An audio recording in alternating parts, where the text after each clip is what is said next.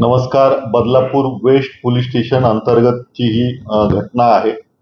यातील जो फिर्यादी जखमी आहे तो बाजारात भाजी घ्यायला जात असताना त्याच्यावरती एक 3 लोकांनी मागून येऊन फायर केल्याची घटना आहे.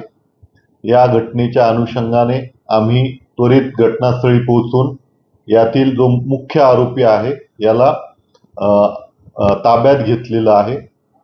त्यामध्ये नक्की काय याच्या मागचा मोटिव्ह आहे, उद्देश काय आहे या संदर्भाने आमची तपास पथकं जी आहेत ती कार्यरत आहे.